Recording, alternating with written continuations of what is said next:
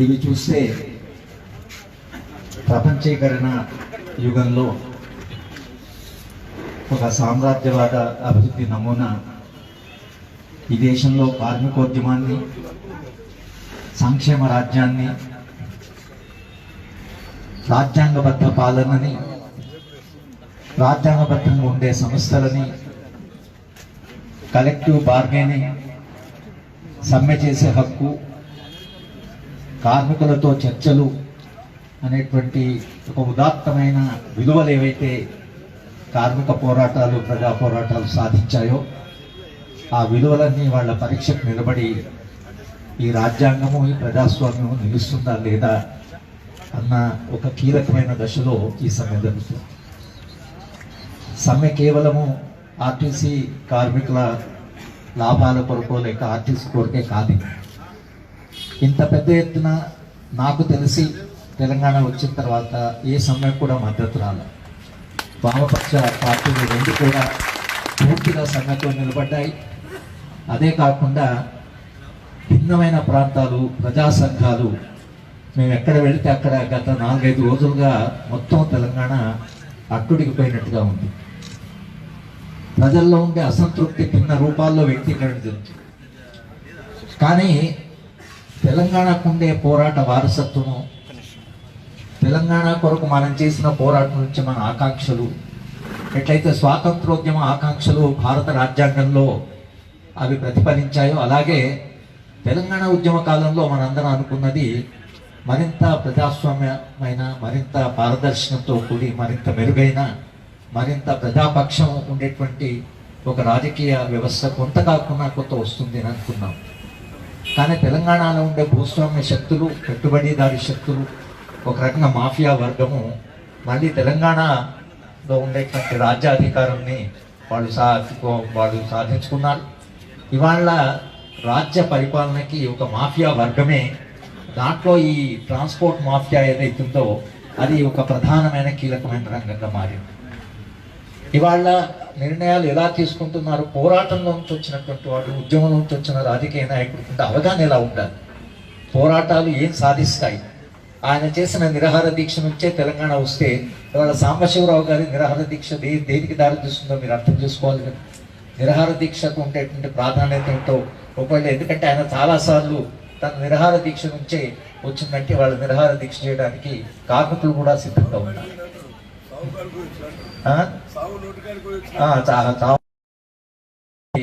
మీరు తప్పకుండా మీరు రావడం, మేమందరం ఆ రోజులో మమ్మల్ని కూడా అడిగారు. జయశంకర్ గారు నాకు ఫోన్ చేసి నిమ్మరసం ఇవ్వడానికి రావాలని చంద్రశేఖరరావు గారు అడుగుతున్నారన్నారు. కానీ ఇవాళ చరిత్ర మలుపులు తిరిగి మళ్ళీ ఒక పాత భూస్వామ్య సంస్కృతి మన రాష్ట్రంలో రావడం అనేది, తెలంగాణలో రావడము అది పెద్ద విషాదం. అంటే ఇవాళ నియంతృత్వ పాలన కంటే కూడా చాలా అన్యాయంగా నియంతృత్వంలో కూడా చర్చలు ఉంటాయి. చర్చలు అనేది ప్రజాస్వామ్యానికి ప్రాణవాయువు లాంటి. అసలు వర్కర్స్కు సమ్మె చేసే హక్కు ఉంటుంది, యూనియన్ పెట్టుకునే హక్కు ఉంటుంది, బార్గెన్ చేసే హక్కు ఉంటుంది, చర్చలు జరిపే హక్కు ఉంటుంది, ప్రజల దగ్గరికి వెళ్ళి ప్రజా మద్దతు సాధించేటువంటి హక్కు ఉంటుంది. ఇవన్నీ రాజ్యాంగం ఇచ్చినటువంటి హక్కు. ఇవి ఉట్టిగా రాలేదు. సుదీర్ఘమైన కార్మిక పోరాటాల్లో నుంచి, చికాగో నుంచి మేడే అక్కడ నుంచి కార్మికుల హక్కులు వచ్చాయి. పెట్టుబడిదారీ వ్యవస్థ కార్మికులతో చేసుకున్నటువంటి రాజీ ఏదైతుందో ఒక చారిత్రకమైన రాజీ నుంచి హక్కులు వచ్చాయి. పెట్టుబడిదారీ వ్యవస్థ మీరు బ్రతకండి, మేము బతుకుతాం, మీకేమైనా ఇబ్బందులు ఉంటే మీరు ఒకవేళ దాన్ని ఇబ్బందులను చెప్తే మేము దానికి స్పందిస్తాం, మీరు ఆర్గనైజేషన్ పెట్టుకోండి, యూనియన్ పెట్టుకోండి. పెట్టుబడిదారీ వ్యవస్థ యూనియన్స్తో మాట్లాడుతుంది. సమ్మె చేసే హక్కు ప్రపంచంలో చాలా దేశాలకి, భారతదేశం అయితే దాన్ని పూర్తిగా అంగీకరించింది. సమ్మె చేసే హక్కే లేదు, సమ్మె ఏంటి చేసేది, ఆర్టీసీ ఉండేది ఏంటి అని ఇవైతే పద్ధతి ఏదైతుందో ఇది రాజ్యాంగబద్ధమా, ఇది ప్రజాస్వామ్య పాలనేనా? మీరు ప్రజాస్వామ్యంలో ఎన్నికైనటువంటి లేక కేవలం కేసీఆర్గా మాట్లాడుతున్నారు. కేసీఆర్గా మాట్లాడడం వేరు, అసలు ప్రధాన ముఖ్యమంత్రి కానీ రెండు వేరు కదా. ముఖ్యమంత్రి అనేది అది కాన్స్టిట్యూషనల్ ఆఫీస్. మీరు మాట్లాడుతున్న ప్రతి మాటకు ఒక విలువ ఉంటుంది, ఎందుకంటే మీరు అధికారంతో మాట్లాడుతున్నారు.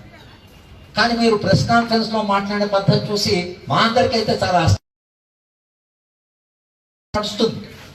కానీ ప్రభుత్వ అధికారంలో ఉన్న తర్వాత ఇంత ప్రజలందరికీ బాధ్యత వహించవలసినట్టుగా ఉన్నటువంటి వ్యక్తి అట్లా ప్రెస్ కాన్ఫరెన్స్లో మాట్లాడడం అనేది ఎవరు కూడా హర్షించడం లేదు. ఆయనకు మద్దతుదారులు కూడా హర్షించడం లేదు. మా గ్రామంలో టీఆర్ఎస్ పార్టీ వాళ్ళు నిన్న మా గ్రామానికి వెళ్ళారు. ఇదేంటి సార్ ఇట్లా, మీ వాడే కదా, మీరు వాళ్ళంతా కూడా ఆయన పార్టీలో ఉన్నారు కదా, అంటే మేము ఇట్లా మాట్లాడేది సార్, అసలు మరీ అసలు ఇట్లా ముఖ్యమంత్రి ఇట్లా మాట్లాడితే ఎట్లా అనేది ప్రజల్లో కూడా ఒకటువంటి చాలా ఆశ్చర్యం కల్పించినటువంటి, ఇంకా దానికి మించి నిన్న చర్చలు జరిపారు. నాకు తెలిసి ఎక్కడ కూడా ప్రపంచంలో చర్చలు అట్లా జరిగి ఉండవు. ట్రేడ్ యూనియన్ చర్చలకు వెళ్ళినప్పుడు మొత్తం ట్రేడ్ యూనియన్ ఎవరెవరిని మాట్లాడాలంటారో వాళ్ళు వెళ్తారు, అది వాళ్ళ ఇష్టం. ఎవరు వచ్చి మాట్లాడతారు, ఎంతమంది వచ్చి మాట్లాడు వాళ్ళ ఇష్టం. అది వాళ్ళు వస్తారు, మీరు మీ ప్రతినిధులు కూర్చుంటారు, మాట్లాడతారు, భిన్నమైన ఆల్టర్నేటివ్ మీరు మాట్లాడతారు, మీరు ప్రత్యామ్నాయాలు మాట్లాడారు, పరిష్కార మార్గం దిశగా మాట్లాడతారు. కానీ పోలీసులు ఎందుకు అసలు చర్చల దగ్గర పోలీసులను పెట్టారు. పోలీసులు పెట్టారు, నలుగురే రావాలన్నారు. ఇదేంటి అసలు, అంటే కార్మికులకు ఏం హక్కులు లేవా? ఎంతమంది వస్తారో చెప్పే అధికారం వాడుకుంటుందా? మనకే ఉంటుంది. అంటే ఇది ఒక ఏకపక్షం ఎట్లా ఉంటుందండి? చర్చలు ఉన్న తర్వాత రెండు పక్షాలు ఉంటాయి కదా. 16 మంది అంటే నలుగురు అన్నారు. సెల్ ఫోన్ లాక్కోవడం ఏంటి? చర్చలు జరుగుతున్నప్పుడు కన్సల్టేషన్ ఉంటుంది. చర్చలు జరుగుతున్నప్పుడు తమ అభ్యర్థులను మిగతా వాళ్ళు నలుగురే కాదు కదా, నలుగురే ఏదో ఒప్పుకొని వస్తే బయట అసలు ఎట్లా పరిస్థితి ఉంటుంది ఆ నలుగురిని? వాళ్ళు నలుగురు అంగీకరించడానికి వాళ్ళకు మిగతా సంఘం యొక్క మద్దతు కావాలి కదా. వాళ్ళు సంఘ నాయకులే, కానీ సంఘాన్ని ఒప్పించవలసిన బాధ్యత వాళ్ళ మీద ఉంటుంది. మరి ప్రభుత్వం ఎలా అంటున్నది, మనం ఏం చేయాలని మీరు సెల్ ఫోన్లు లాక్కొని చర్చను ఏదో జరిపినట్లుగా జరిపి ఇక చర్చలు లేదనేటువంటి బయటకు పంపిస్తే ఇది కేవలం మీరు రేపు హైకోర్టుకు జవాబు చెప్పడం కొరకు మాత్రమే చేసి, అంత తప్పించి దీనికి వేరే ఏం లేదు. రేపు హైకోర్టు అడుగుతుంది, చర్చలు జరిపాము, వాళ్ళు సహకరించలేదు, ఇది వాళ్ళు చెప్పబోతున్నారు. పోనీ అట్లని హైకోర్టు డైరెక్ట్ ఉంది కదా అంటే హైకోర్టు ఎవరు? హైకోర్టు వచ్చి మనం కొడుతుందా? అంటే ఇదేంత అసలు పద్ధతి? కొడుతున్నా అంటే తిడుతుందా అంటే హైకోర్టు అది. చిదంబరం గారు లాంటి వాళ్ళని జైలు పంపించింది, అది మినిస్టర్లు జైలు పంపించింది. న్యాయ వ్యవస్థ రాజ్యాంగంలో అది అంతిమంగా ప్రమాణాలు కాపాడడానికి, రాజ్యాంగ విలువలు రాజ్యాంగ ప్రమాణాలు కాపాడడానికి న్యాయ వ్యవస్థ ఉంది. మీరు రాజ్యాంగం ప్రకారం నడుచుకుంటున్నారు లేదా అని చెప్పడానికి అసలు న్యాయ వ్యవస్థ ఉంటుంది.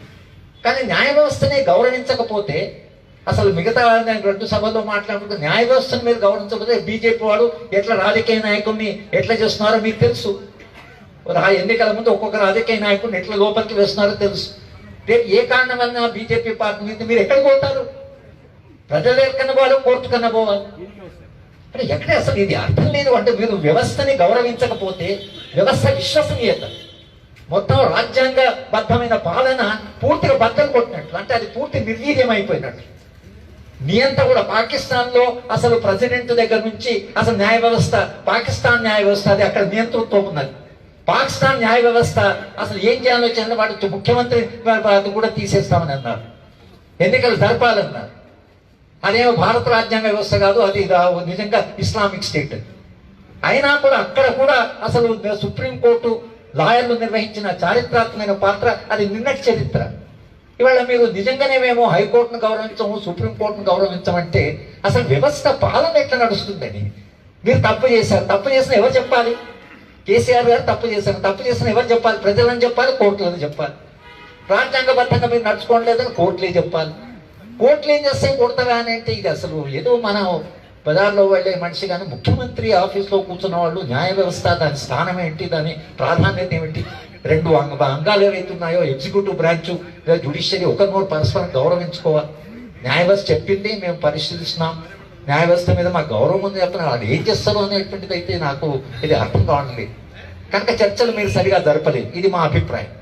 నేను చుక్కరామయ్య గారు, నాగేశ్వర్ ముగ్గురు మేము పౌర సమాజ ప్రతినిధులుగా ఇవాళ మేము మీడియాని అడ్రస్ చేస్తూ మేము చేసిన అప్పీల్ ఏమిటంటే చర్చలని పారదర్శకంగా, చర్చలని బాధ్యతాయుతంగా, చర్చలని మీరు నిజానికి ఒక రాజ్యాంగబద్ధంగా మీరు కార్మిక సంఘాలకు ఇచ్చే గౌరవంతో వాళ్ళని పిలిచి మీరు కూర్చొని మాట్లాడి పరిష్కార దిశగా పోవాలి. కానీ ఇది మేమేం చేయము, ఏం చేస్తాము, ఆర్సీ మూతపడింది, ఇదంతా ఎట్లా 60-50 మంది మేము తీసేస్తారు, ఎట్లా చేస్తారు అసలు? అది ఎక్కడికో దారి తీస్తే మొత్తం సమాజంలో ఏమవుతుంది అసలు? ఇది ఏమైనా అవగాహన ఉందా అనేటువంటి ప్రశ్న ఏదైతుందో, ఇదే కార్మికులు అశ్వత్థామ రెడ్డి గారు వీళ్ళందరూ కూడా మన తెలంగాణ ఉద్యమంలో పాల్గొన్నప్పుడు మీకు తెలియదా?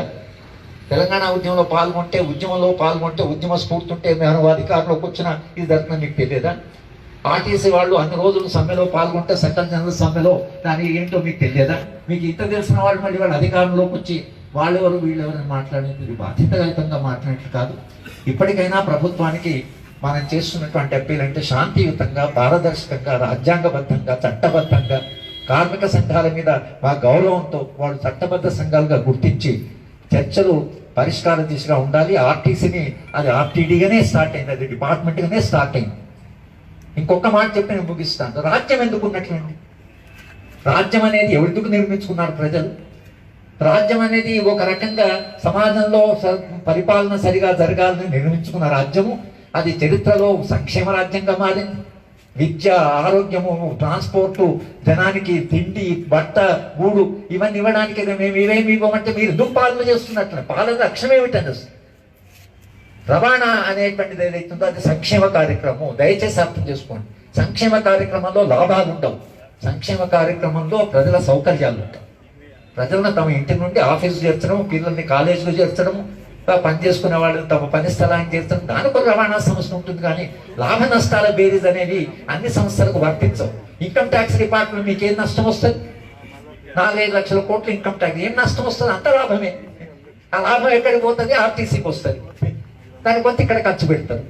కనుక క్రాస్ సబ్సిడైజేషన్ ఉంటుంది. ప్రభుత్వానికి ఆదాయాలు ఉంటాయి, ప్రభుత్వానికి ఖర్చు ఉంటుంది. ఆర్టీసీ ఏం చేశారంటే ఆదాయాల దాంట్లో చేర్చారు, మేము దాంట్లో ఖర్చు దాంట్లో చేర్చాలని మేము చెప్తున్నాం.